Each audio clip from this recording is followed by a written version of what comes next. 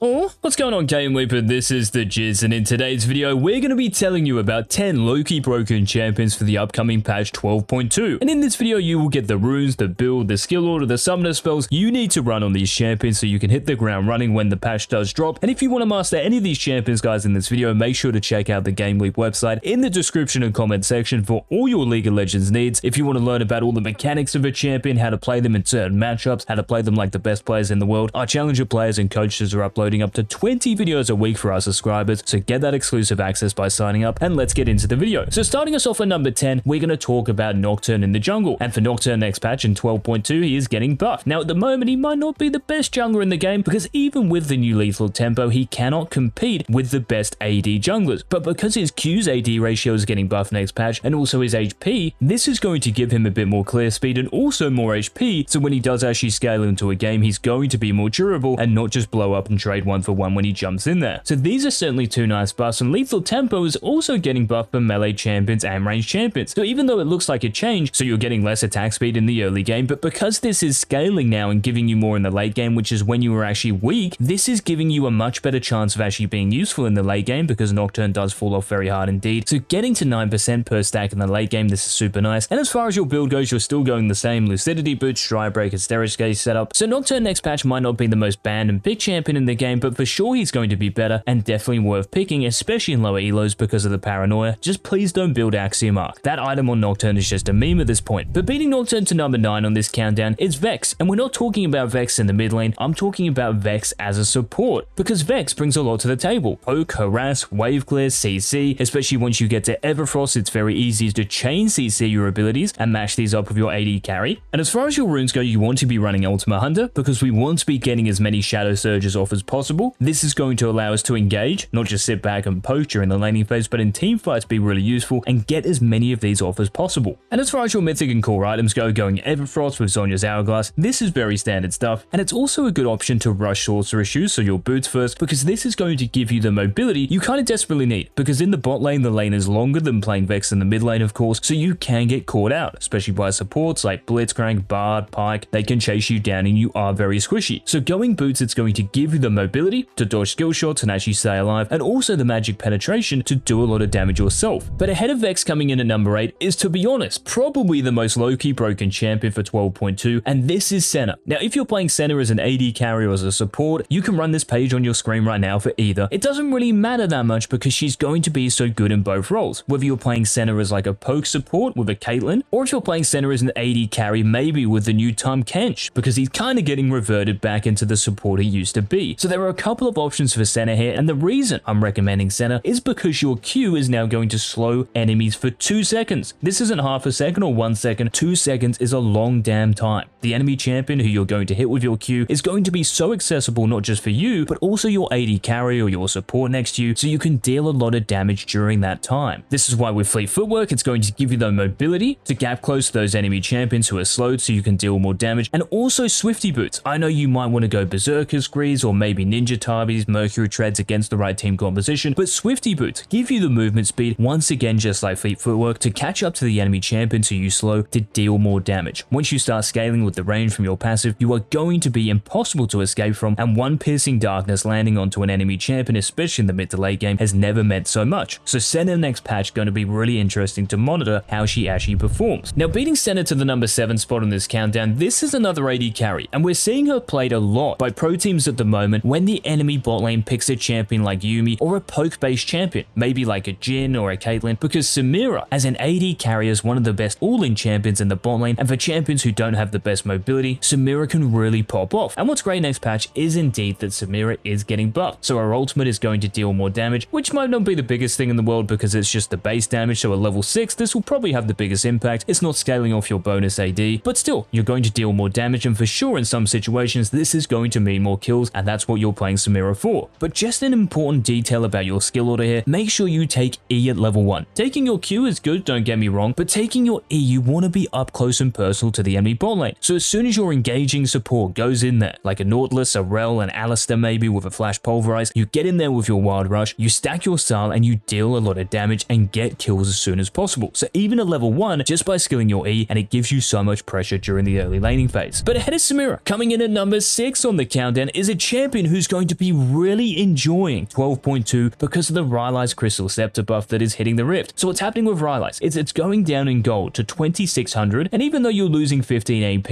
you are gaining 50 HP. So for a champion like Singed, an AP bruiser, this is huge. And in the top lane at the moment, just look at these stats. A 65% win rate with the new Conqueror because it's lasting 5 seconds. This synergizes really nicely with your Poison Trail, and also running Ignite because of the teleport change from last patch. So for the first 14 minutes, in other words during the laning phase or the turret plate phase of the game, we can only TP to tower. So what this means is that top lane is more of an island. So running Flash and Ignite, an actual combat summoner spell instead of just teleport, is a very underrated way of going about it, and this is why you can see in 90 matches in Master and above, this setup has above a 62% win rate for Singed. So the Conqueror stacking, running Ignite instead of teleport, the Rylai's Crystal Scepter buff coming in, these are all really nice, and I'm also going to recommend you guys to rush a Demonic Embrace in the top lane because the HP you're getting from the item is getting converted into AP, and it's also really good against top laners because of the tick damage. Lots of top laners are going to be building HP as part of their kit because it is top lane, it's bruiser, it's tank festy, so Demonic Embrace becomes a really good first item. But into the top 5 now, we're going to talk about another laner, but this one resides in the mid lane, and she hasn't really been seen all that much recently because for Tristana, you really see her in the bot lane, but next patch, she is getting buffed. So her HP, her base HP is going up by over 40, and her HP regen is also up as well. So this is really good for lane Tristana. So not only are you tankier and harder to kill during the early game, and because of your innately strong early game anyway, you know, with your rocket jump, you're one of the very few champions in the mid lane who can gap close like that, even at level 1. So the enemy champion really has to have their wits about them. And I know lots of Tristanas might be going Lethal Tempo or Hail of Blades as their keystone, but I'm going to recommend Press the Attack because for short trading, which is what you're about, with your Q and the attack speed you get from this, it's like Hail of Blades is a bit overkill. Yes, you want to explode your explosive charge as soon as possible, but you can still do so with the attack speed from your Q, and Press the Attack just gives you even more damage for those short trades and all-ins. This is why this champion, you can see in Master and above, has close to a 60% win rate with this setup, and next patch with the HP buffs, you are going to die less, you're going to be on the map for longer, so you can get more kills and dominate from the mid lane. So Tristana comes in at number 5, but ahead of Tristana at number 4 is an interesting champion to be honest, and this is Riven in the top lane. And the page you see on your screen now, so I'm recommending Conqueror of course with Transcendence for the ability haze, all of this is very standard. And we're also running Ignite just like Singed because of the teleport nerf. We don't really want this during the laning phase because it isn't giving us that much anymore. So if you're in a very snowbally matchup where kills are going to matter, Ignite is certainly the one to go. But the other interesting point about Riven here, lots of champions you play against in the top lane might be ranged these days. So if we think about Quinn, maybe Victor, maybe Teemo, maybe Graves, into these matchups, it's actually become kind of tech these days to run fleet footwork on Riven because this gives you the sustain to actually manage during the laning phase so you don't get poked out of it, and thankfully because you do scale well, once you do get to the mid to late game, you still have enough damage to kill these squishy enemy ranged champion. And as far as your items go, it's still very standard stuff with Lucidity Boots, Gore Drinker, Black Cleaver, nothing is really changing here. But beating Riven to number 3 on this countdown is another top laner who you might want to play if you know for sure the enemy top laner is going to be one of those lethal tempo attack speed abusers. So we're talking Tryndamere, maybe Aurelia, maybe Jax, and picking Lilia into these because you're one of the few top laners who likes to rush a Frozen Heart, for example, because you will reduce the attack speed of the enemy top laner. This can be really useful. And then by getting a Leandra's Anguish, so the ability haste and the tick damage that burn, you just constantly chip away at the enemy champion to the point where you push them out of lane and just make them completely useless. And just like I mentioned for Singed, the Rylai's Crystal Scepter buff, this could maybe be a thing on Lilia because your abilities are a big part of your kit, and with Leandra's Anguish, the cooldown going down on all of your abilities, getting multiple slows off is going to allow you to get lots of blooming blows off, stack your passive, and just be unkillable. So a very interesting pick here, and because of the Rylai's buff, I think Lilia top lane next patch is going to have more agency. But the runner-up in terms of the low-key broken champions for 12.2, we're actually going to stay in the top lane once again, I'm sorry about that, but this champion is HEIMERDINGER, and thanks to that teleport change from 12.1, where top lane is more of an island now, HEIMERDINGER, let's be honest, who on earth wants to play against the Donger in the top lane? Super annoying, perma priority, you can never really jump on him in a 1v1 because of his turrets, so you always have to have your jungler help you, and even if you do have your jungler help you, he'll probably still win lane anyway. And just because next patch Rylai's Crystal Scepter is getting buffed, of course, we've talked about this, so the cost going down 400 gold, really good. So if you're against melee champions who you don't want to gap close towards you, you can build a Rylai's potentially after your Leandra's Anguish, so you slow them so they can never get onto you.